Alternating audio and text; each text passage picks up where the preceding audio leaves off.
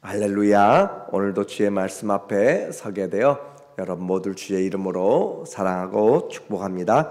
하나님의 말씀 이사야서 19장 21절입니다.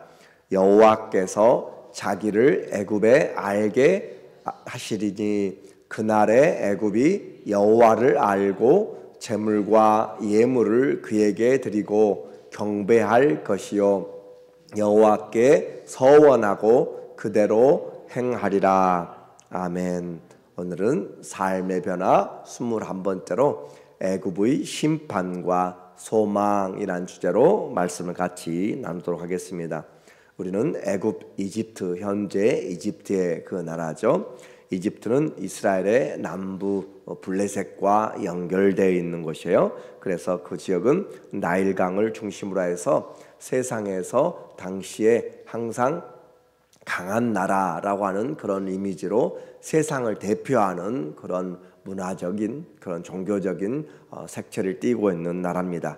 그러나 이제 하나님이 때가 되면 그 나라를 심판하시고 또 때가 되면 하나님이 구원의 은혜를 베풀어 주시는 것으로 그렇게 이야기를 하세요.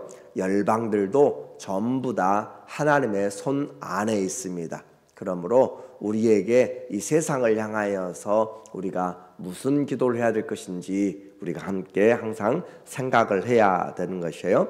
이집트를 항상 의지하려고 했던 이스라엘 사람들은 그곳에서 노예 생활을 했지만 그러나 그 노예 생활을 하면서 그 가운데 박혀 있었던 그런 생각들이 빠져나오지 않았습니다. 그러므로 항상 이집트를 돌아가려고 생각하고 이집트의 그 금송아지 사건이나 또 이집트의 모든 것들을 동경하면서 문제가 생기면 이집트로 돌아가려고 하는 것들이 있고 또 외국이 쳐들어왔을 때는 이집트를 의지하려고 했던 마음들이 있어서 하나님은 이집트를 의지하지 않도록 하나님을 의지하도록 항상 그런 싸움을 하고 있는 것이에요. 그래서 이집트는 세상을 의지하는 성도의 마음의 생각들을 우리에게 영적으로 대변해 주는 것이죠. 그래서 이집트의 심판이 임하게 됩니다.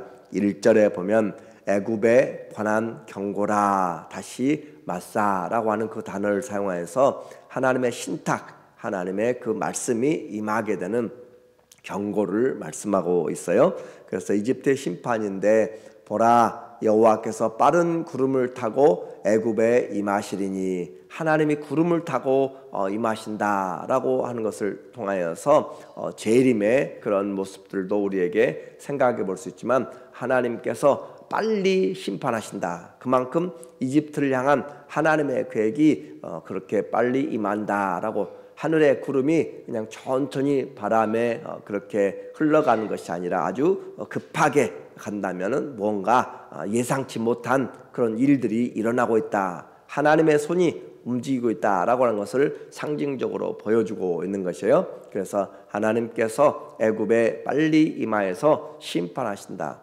애굽의 우상들이 그 앞에서 떨겠고 애굽인의 마음이 그 속에서 노고리로다. 하나님이 심판하실 때 그것은 마치 하나님이 10가지의 심판으로 이스라엘을 구원해내신 것처럼 정말 천재지변적인 그런 하나님이 심판하신 것들을 다시 한번 떠올리게 만드는 것이죠.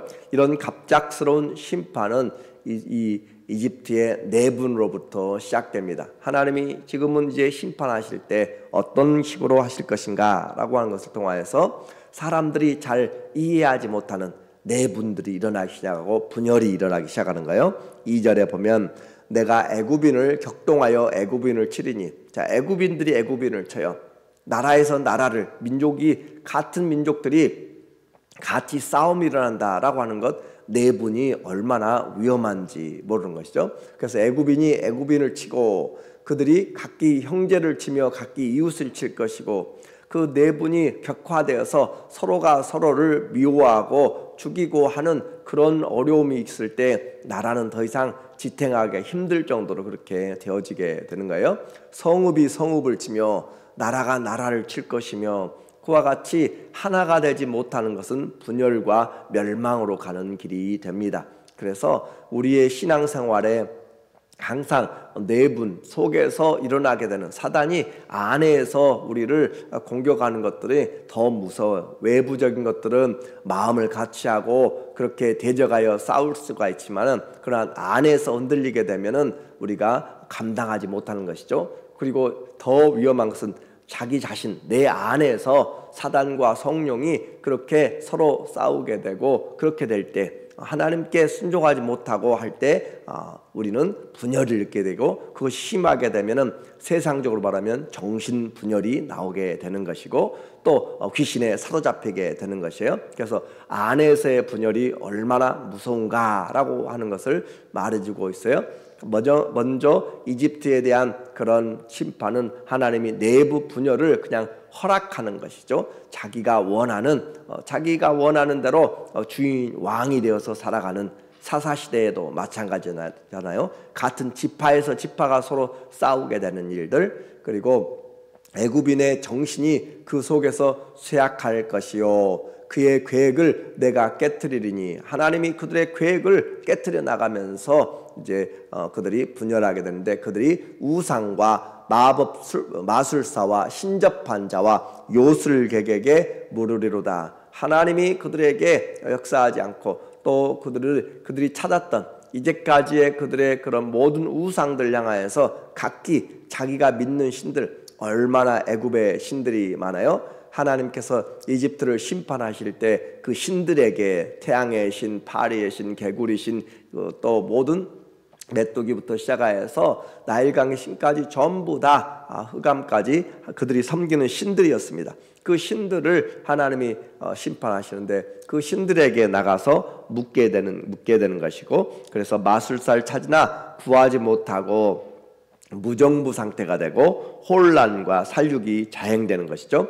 그래서 그와 같은 자들에게 하나님이 나타내시는 것은 이제 혹독한 폭군이 나타나서 그들을 심판하게 되는 거예요. 4절에 내가 애굽인을 잔인한 주인의 손에 붙이리니 포악한 왕이 그들을 다스리리라. 주 만군의 여호와의 말씀이니라. 그러니까 나라가 아주 폭정을 하는 그 사람이 나타나는 것은 하나님이 그들의 죄로 그냥 그대로 허락한 것입니다. 그래서 그와 같이 나라가 아주 어려운 환경에 처하게 된다.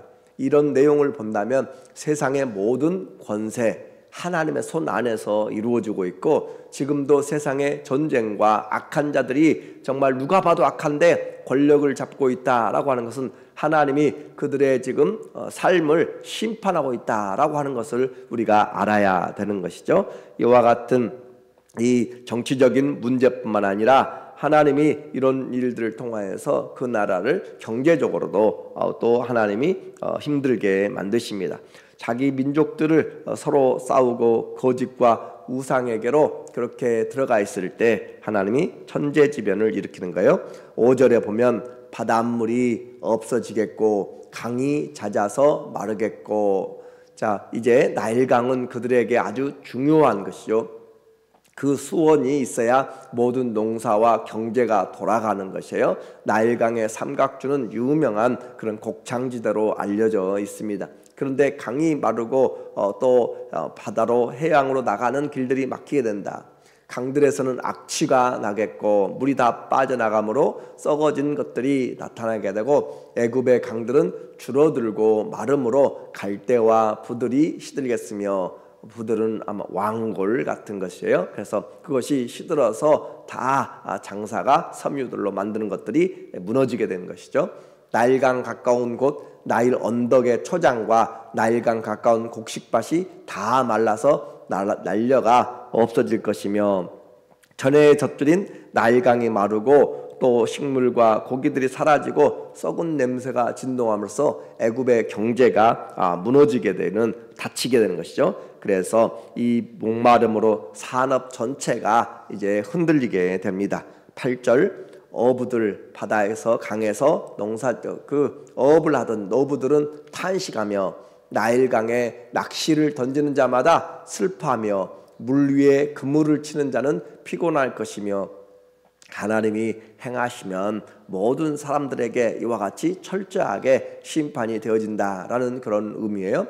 세마포를 만드는 자와 배 짜는 자들이 수치를 당할 것이며 그의 기둥이 부서지고 품꾼들이 다 마음에 근심하리라. 하역을 하지 못하고 일을 하지 못함으로 모든 사람들이 고통 가운데 있는데, 하나님이 이와 같이 심판하시면 그 어떤 지혜자들도 해결책을 내놓지 못합니다.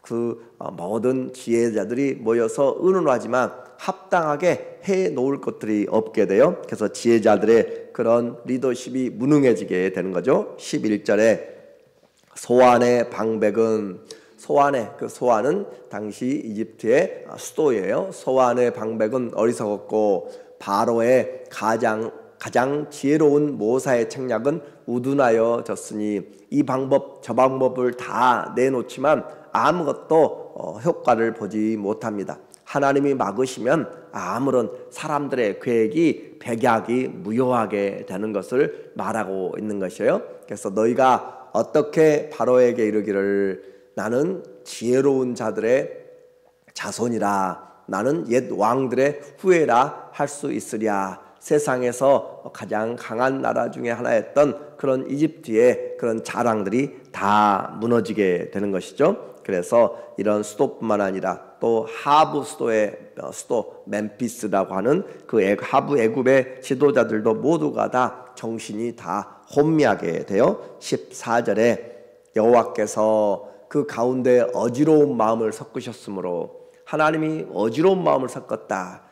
그들에게 올바른 판단력을 하지 못하도록 그렇게 한 것이죠. 그러니까 우리의 정신, 우리의 일들이 전부 내 생각으로 하는 것 같지만 결코 그렇지 않습니다. 하나님이 붙들어 주실 때 질서가 되는 것이에요. 그래서 사단은 무질서의 세계로 가는 것이고 하나님은 질서의 하나님, 공의의 하나님이세요. 그러므로 우리의 삶이 올바로 되어져 가는 것은 질서의 하나님입니다. 집안의 모든 것들도, 우리의 삶의 모든 것들도 질서의 하나님을 통하여서 삶이 균형을 잡게 만드는 거죠.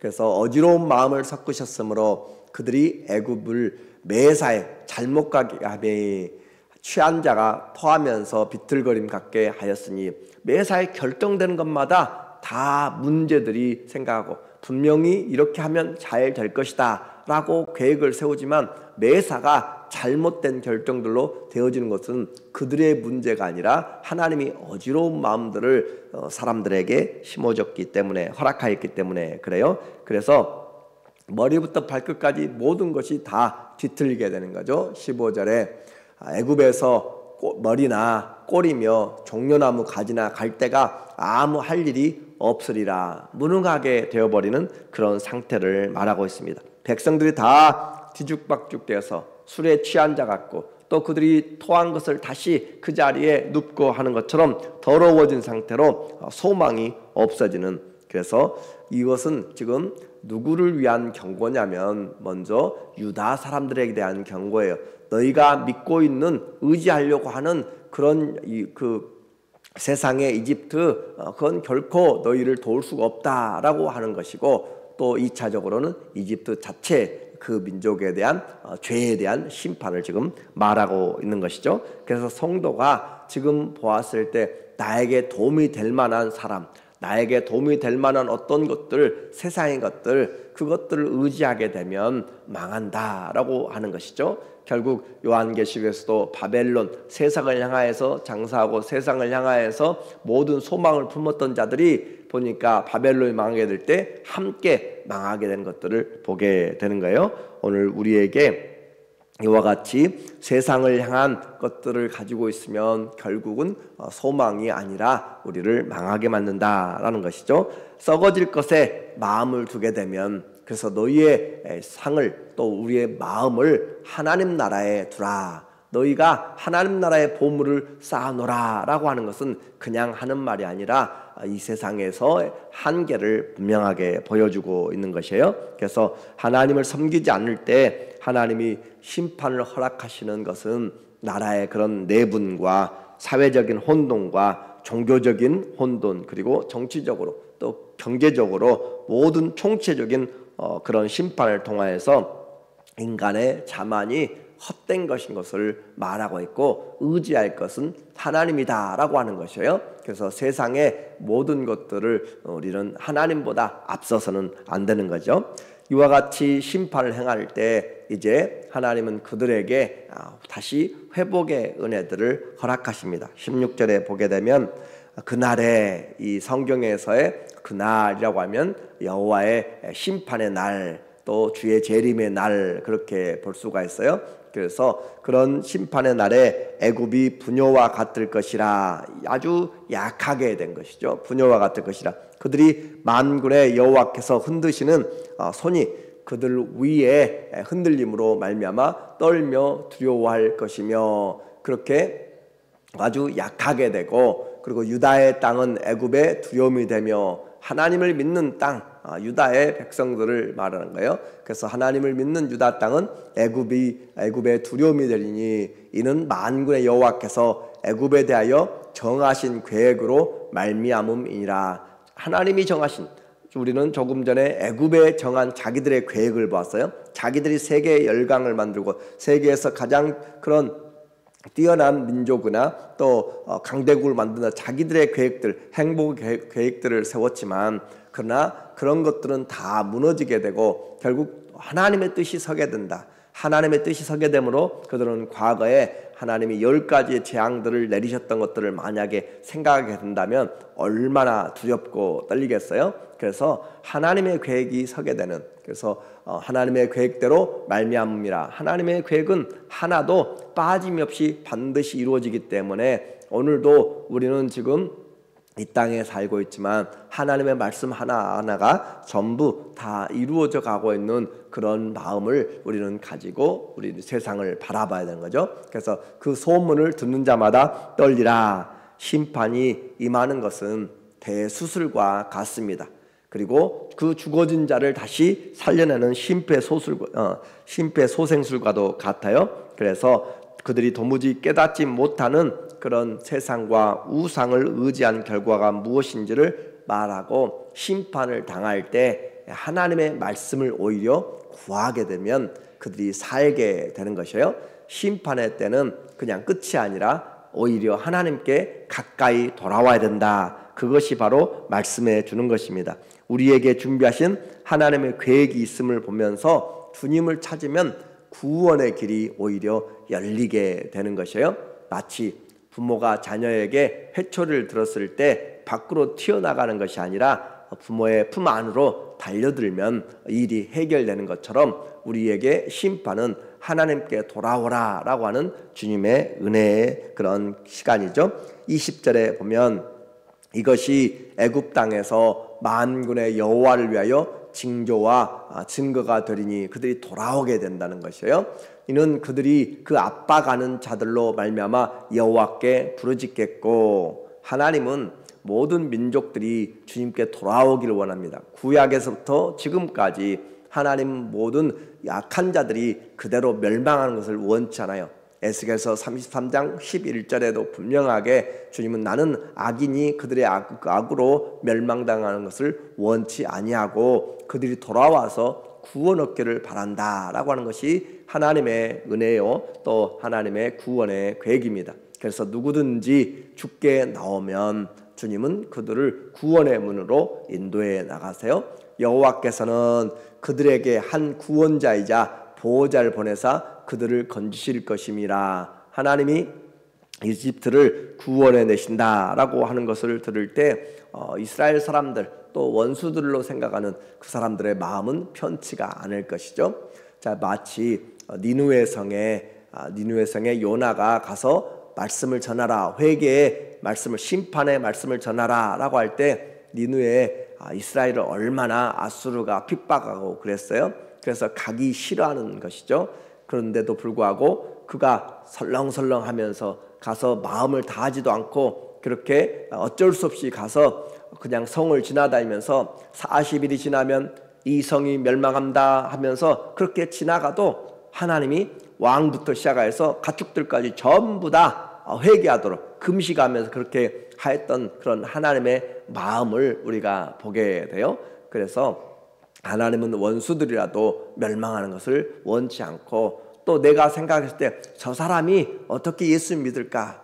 저 사람은 절대 안 돼 라고 생각할지 모르지만, 그럼에도 불구하고 우리는 하나님의 말씀에 순종하면 하나님이 행하는 것이고, 또 특별히 원수를 미워하지 말라 우리에게 말씀하는 거잖아요. 그래서 원수를 미워하지 말고 오히려 도리어 그들을 위하여서 축복하고, 저주하지 말라, 기도해달라, 기도해주라 라고 그렇게 이야기하는 것은 그들의 구원이 되면, 우리가 섬겨서 우리가 기도해서 구원이 되면 우리에게 놀라운 그런 천하보다도 귀한 영원을 얻게 되고 상을 받게 되는 것이죠. 그래서 원수를 향해서도 마음에 없을 수 있어요. 내 입술에 그 사람을 쳐다보기도 싫고 생각하기도 싫을 수 있지만, 그러나 요나가 그렇게 성심성의를 하지 않아도 하나님이 구원의 은혜들을 그렇게 하시는 것처럼 우리의 입술에서, 마음에서 그 사람의 이름을 부르고 하나님 그 영혼을 불쌍하게 여겨주시고, 그리고 그를 위해서 이름을 불러서 기도하기 시작하면 하나님께서 우리 마음에서부터 치료를 허락하시고 회복을 주시고 복을 주시는 것이고, 관계도 형통케 만들어 나가는 것이에요. 그래서 하나님 앞에서 어떤 원수도 사람들이 되어서는 안 됩니다. 마음 가운데, 특별히 교회는 우리는 그리스도의 한 지체로 되어 있잖아요. 한 지체, 말로만 지체가 아니라 한 지체. 그렇기 때문에 그리스도의 몸인데, 그리스도의 몸이 서로 싸우면 내분이 되면 얼마나 그 몸이 불행한가라고 하는 것이고, 그 사람이 얼마나 불쌍한가라고 하는 것이에요. 그래서 우리는 형제 자매들의 허물을 말하는 것이 아니라 오히려 사랑으로 덮어주고 사랑과 선행으로 오히려 격려하라라고 하는 것이 주님의 말씀이죠. 교회가 그 사랑을 회복해야 되고, 교회라고 하는 내가 정말 사랑하면서 그렇게 마음으로 세워져 나가는 것, 그것이 진정한 그리스도요 성숙으로 나가는 자들이에요. 하나님은 모두가 다 이와 같이 주님께 돌아오기를 원하는 것이고, 21절에 여호와께서 자기를 애굽에 알게 하시리니, 하나님을 알려주신다. 그리고 그날에 애굽이 여호와를 알고 제물과 예물을 그에게 드리고 경배할 것이요, 그래야 하나님은 열방에서 존귀함을 받기를 원하시는 것이고, 열국의 백성들이 와서 하나님께 경배하는 것이, 그것이 바로 하나님의 계획이죠. 여호와께 서원하고 그대로 행하리라. 이스라엘이 행하는 그런 믿음의 축복이 그대로 이루어지게 되는 거예요. 그래서 이와 같이 그리스도 안에서만 참된 평화가 있습니다. 세상의 어떤 방법으로 평화가 아니라 그리스도 안에 있을 때 평화가 이루어지고, 모두가 그리스도 안에 있으면 남자나 여자나 유대인이나 자유자나 모두가 다 하나가 된다라고 하는 것이 예수님 때문에 그런 거예요. 오늘 확인을 해봐요. 우리가